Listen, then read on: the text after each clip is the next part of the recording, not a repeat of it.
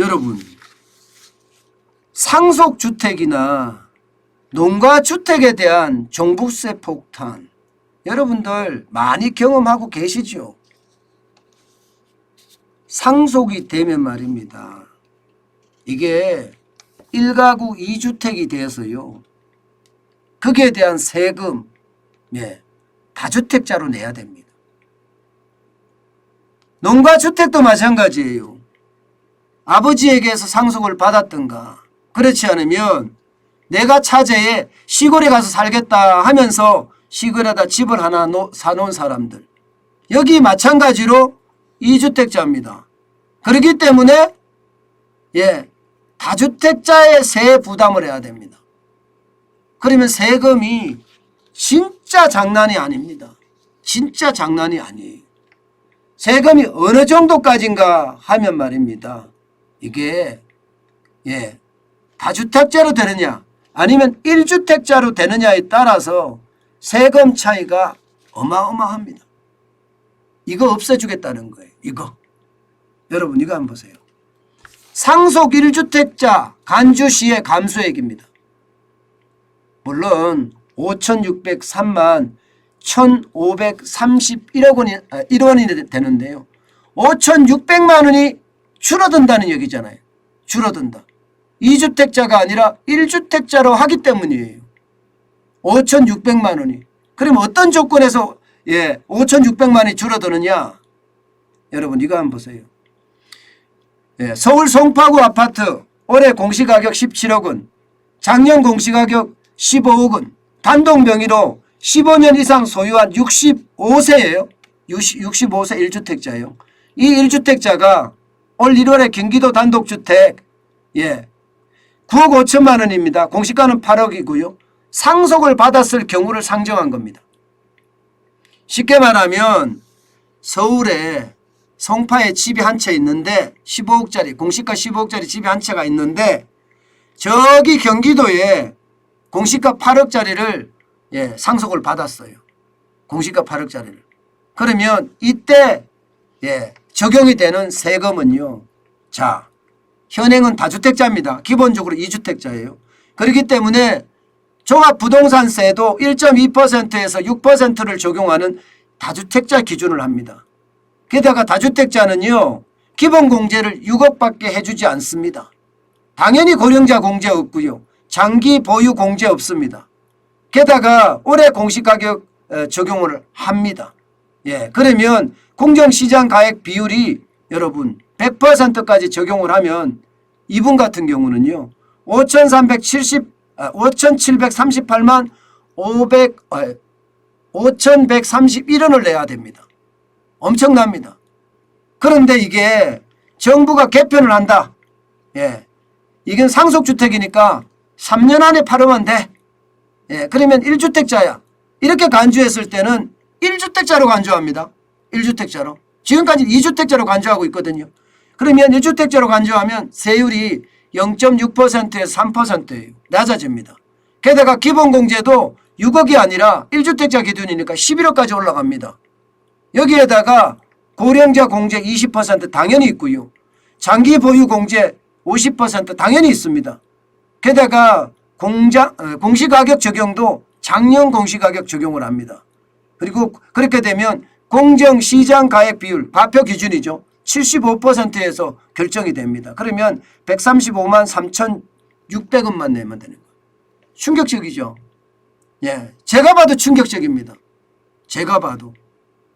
이 정도로 말입니다. 어쩔 수 없이 아버지로부터 물려받은 시골 집, 어쩔 수 없이 아버지로부터 엄마로부터 상속받은 아파트, 이거 받으면 종합부동산세는 그야말로 폭탄이라고 이야기할 만큼 많이 맞았는데 바로 이 부분에 대해서 이제 해결을 해준다는 이야기입니다. 솔직히 이거를 볼 때 여러분 얼마나 다행인지 모르겠더라고요. 아마 많은 사람들이 나는 늙어서 시골에 가서 살 거야. 그러면서 시골에다가 농가주택 하나 사놓은 사람들도 있거든요. 게다가 시골의 어르신으로부터 상속받은 농가주택도 있습니다. 그러면 그 거기에 대한 부담 어마어마하거든요. 5,738만 원하고 135만 원하고 비교할 대상이 아니죠. 비교할 대상이. 그만큼 말입니다. 종합부동산세의 폭탄이 줄어든다는 이야기예요. 좀 금액을 좀 낮춰볼까요? 금액을 좀 낮춰볼게요. 예, 금액을 낮춰보면 예, 공시가 15억짜리 똑같이 10년 보유했어요. 10년 보유했어. 그러면 올해 종합부동산세는 43만 원입니다. 그런데 공시가 1,000만 원짜리 농가주택을 상속을 받았습니다. 그러면 2주택자로 취급이 되기 때문에 43만 원이 575만 원이 됩니다. 575만 원이. 그런데 윤석열 정부에서 1주택자로 다시 간주를 하면 다시 43만 원으로 내려간다는 거예요. 결국 말입니다.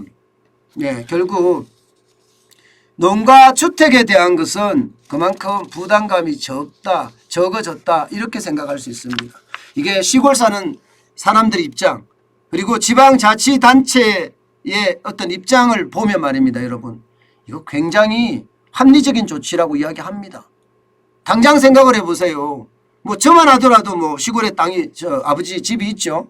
예, 아버지 집이 있습니다. 물론 제가 나중에 그 집을 받겠죠. 그런데 5,700만 원 낸다고 그러면 저는 못 받죠. 570만 원 낸다 해도 못 받습니다. 얼마나 비싸면 결국 멸시를 시키든가 소멸을 시킬 수밖에 없는 그런 상황이거든요. 게다가 말입니다. 안 그래도 지금 농촌에 가면 사람 없다 난리도 아닙니다. 예, 마을마다 가보면요. 거의 말입니다. 예, 거의 뭐 99%가 어르신들이고요. 뭐 70대 후반 80대 된 어르신들이 많고요. 게다가 여러분 빈 가옥도 쓰러져가는 폐가도 천지입니다. 어디라도.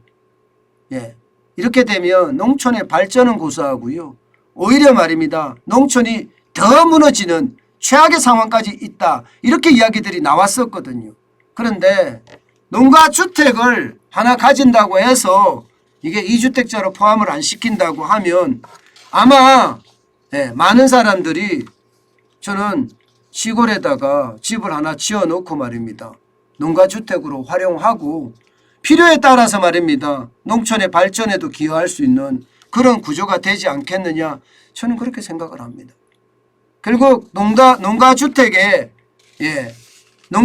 보유하려고 하면 종부세 폭탄이라는 엄청난 폭탄이 있었는데 이 폭탄이 제거되는 것은 아닐까 저는 한번 기대해 봅니다. 물론 여러분 더불어민주당이 동의를 해줘야 돼. 이건 법을 바꿔야 되는 일이기 때문에 더불어민주당이 동의를 해줘야지만이 가능한 일이지만 예, 저는 시골에 가보면 국회의원들도 다 시골에서 지역대표를 하고 있는 사람들이잖아요. 가보면 압니다. 가보면. 우리 마을만 하더라도 예, 비어있는 집이 진짜 많거든요. 없어진 집도 많고요. 예, 그렇다면 농가주택을 하나 가지는 곳, 고향의 집 하나 가지는 곳, 이것은 어쩌면요, 예, 농촌을 좀 더 발전시킬 수도 있는 저는 그런 생각을 할 수 있다고 생각합니다. 때문에 여러분, 예, 더불어민주당도 반대하지 않고 저는 이 법이 통과가 되리라 그렇게 예상해 봅니다.